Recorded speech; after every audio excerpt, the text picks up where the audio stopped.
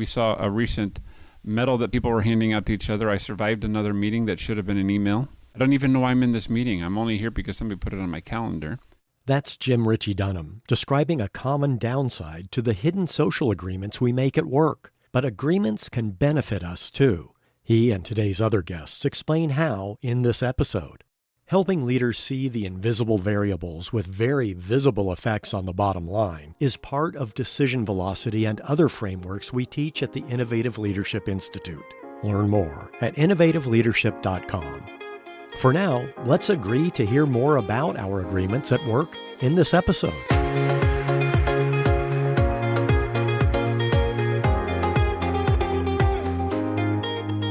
Today we'll be talking to three people. The first person we're going to be talking to is Jim Ritchie-Dunham. He's the president of the Institute for Strategic Clarity. Second is Claudia Goncalves. She's served in international positions in 10 countries. And our third guest is Anabel Membrillo, who works as a collaborative partner with a wide variety of organizations, exploring how to design organizations and change processes. So Claudia, who has been a CEO, will be talking about how she's used the vibrancy framework within her organization and the value it brought. What results did you get? Hello, Maureen. As a CEO, you know that what we are looking for, it's the concrete and tangible results. When I saw vibrancy for the first time, I said, oh my God, I'm not the only one who thinks that is really the way of better results. And I understand that there is a survey that can give me the measurement, the tangible measurement of the evolution of a transitional journey. For me, it was really interesting to have concrete measures of where we are as a company and what kind of evolution we can propose based on that to reach the new stage in the company and measure that transformational process. Never ever before I was able to prove the results of a transformational process. And that was the first time that I found concrete tools to really measure the impact of a transformation. What people may be more familiar with is some of the Gallup engagement surveys. I've heard people say, it's nice that people are happy, but what I really need to do is deliver returns to our shareholders. And if it doesn't do that, I don't know that I get to be nice. I have to deliver returns. So what did you do that both increased vibrancy and drove bottom line results? My thinking about what you said is a bit different because I have live case studies where we have better results than we expected by increasing the vibrancy. This term vibrancy may sound unfamiliar in the organizational and corporate environment, but this vibrancy is increasing the capacity of each of the members of the organization to deliver their best. So if I'm working with more of the potential of each of the persons in the organization, I will achieve a much better result. Having studied with Jim also, what I've learned is focus on underlying agreements.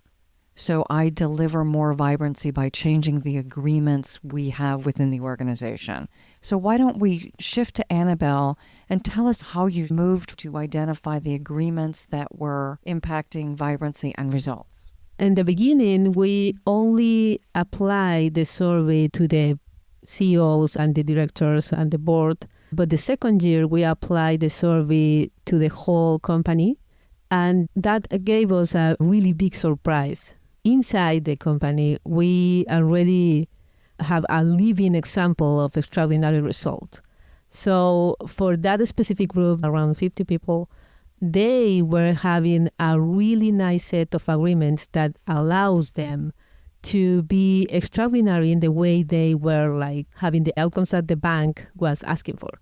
But they also had that set of agreements that allows them to be taking care of people and how people was behaving and communicating and in all those set of different agreements that makes you design the change management process. So that was one of the biggest things for me, that big surprise that we find out that we already have a really big group with a different set of agreements. So that was the second year, and the last year we also applied the whole survey to the group to be looking at how those agreements were changing during time, and to be like asking ourselves the underlying assumptions and how to redesign the next step for the group. So what I hear is a few different approaches. We would want to know what is the final outcome. I heard a lot more measurement than I have experienced on some engagements, especially engagements that deal with kind of the quote soft stuff, and that the measurement also included measurement for profitability and changes. And I'm assuming that, Ana Claudia, you had to report that on a regular basis. I can share some detailed information. For instance, with the knowledge sharing, we improved from one person have one subject matter expert to 4 years after they have 4 subject matter where they are experts. And that have a huge impact in the bottom line, because we can have more work, we can solve more problems with the same team, we can do a much better program of backup, and definitely a capacity of delivering much more flexible. Succession planning, risk management, having more than one person manages risk in a way that is required to run a successful organization. Jim, if you would talk to us a little bit about what is vibrancy, what is it, and why does it matter? This is your life's work, so this must be really important stuff. Great to be with you, Maureen.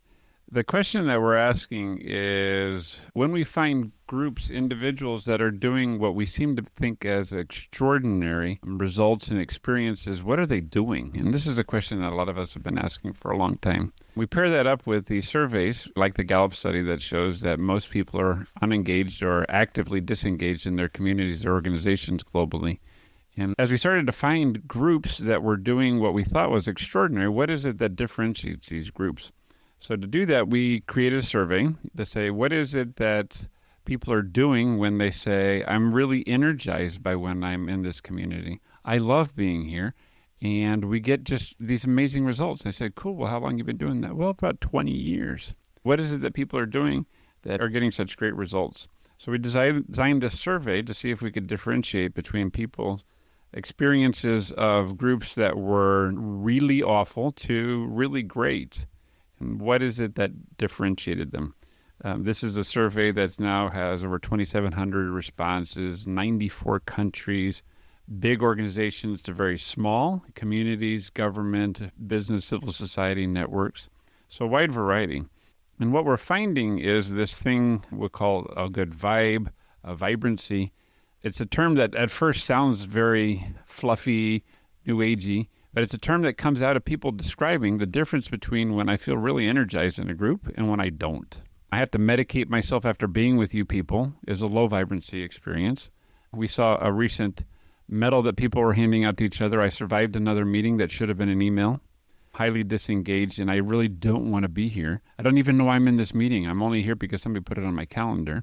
To people saying, I'm really stepping into my potential and learning every day, and I love being here, and I always bring my best. So what we're finding is that people prefer to be highly engaged and to be able to make their unique contributions and bring the best ideas that they can and getting to play in that kind of way. And then it's not a surprise when we do our research and the statistical analysis to say that places where people, as Ana Claudia described earlier, that are highly energized, highly engaged, bringing the best that they can, learning all day long, deliver much better results. So even just from a basic leadership perspective, I'm paying for these folks to be here, and I'm not getting anything out of them. Or they're actively disengaged and terrorizing my company. Or they're here, and they're highly engaged in bringing the best that they can because they deeply care about what we're doing and really supporting each other in them. So what we found in all of that work is the difference is in these agreements that we have and starting to see Why is it that we're in this group that really is quite awful, but over here we're in a group that's pretty good or great? And to say, well, it's because they have different agreements. So while you can get very sophisticated in the consultancy and the strategy of what the agreements are, what we're finding is most of the time it's just a very basic question of, are you liking the experience you're having? And be like, no. Ask other people in your group.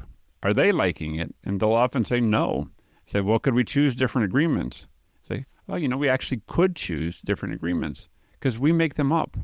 And this is where we come to, as you said earlier, vibrancy is a choice. If we choose to live a different way, then let's ask each other, well, what would we like our agreements to be? And do we have experiences of what they could look like? And so the survey is an instrument that we have that's available online for free at the Institute to support you in seeing, well, where are we in our agreements?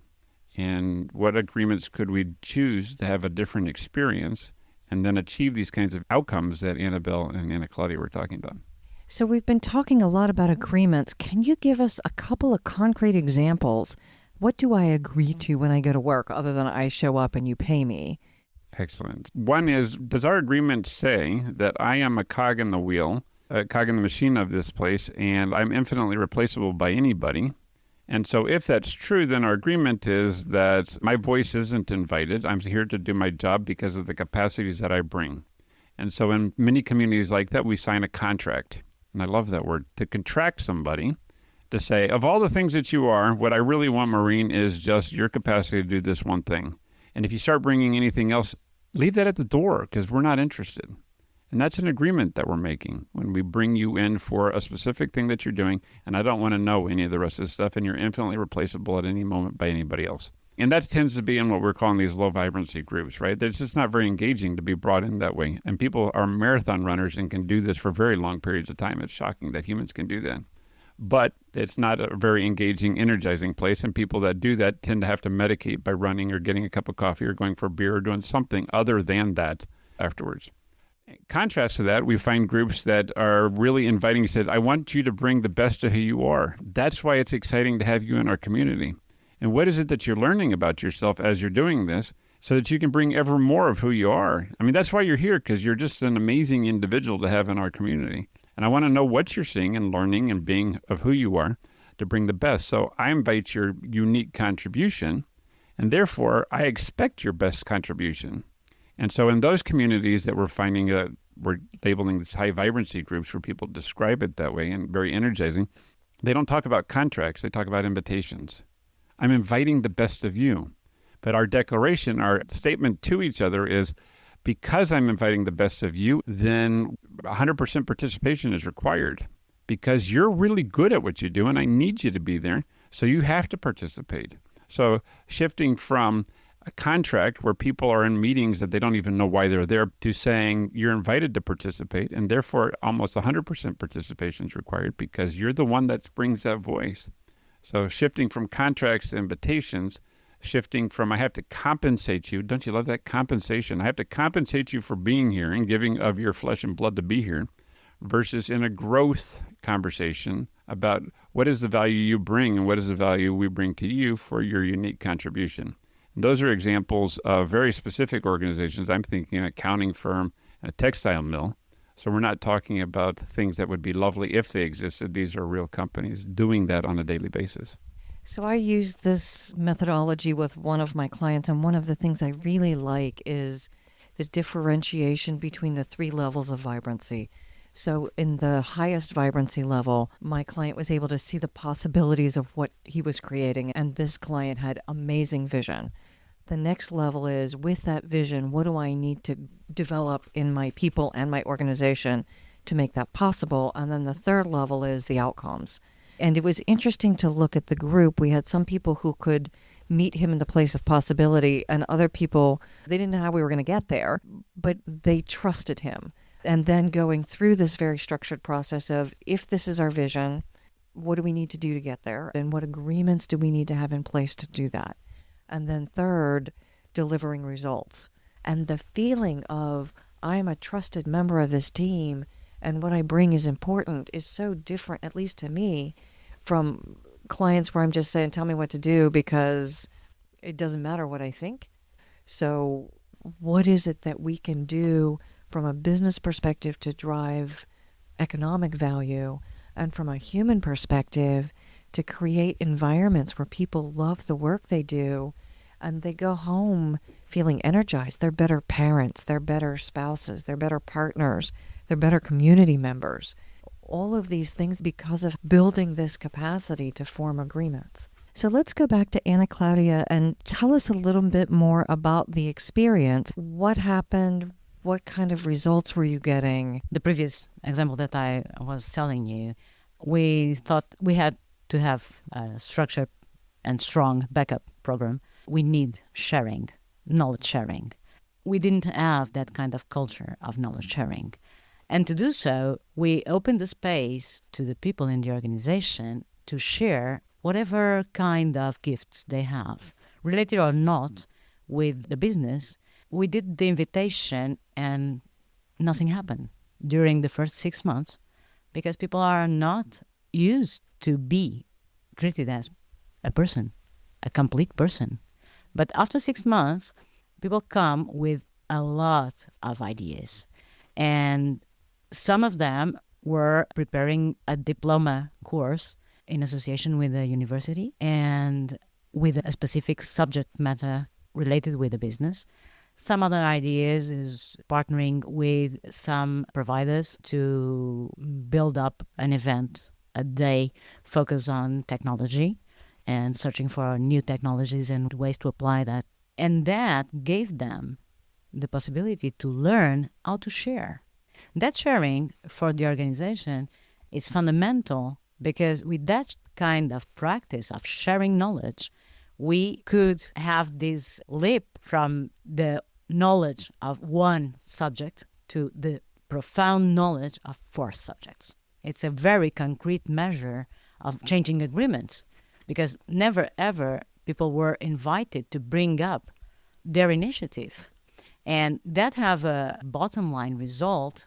In 3 years, we have a bottom line result of approximately 20% of our yearly budget. So it's significant.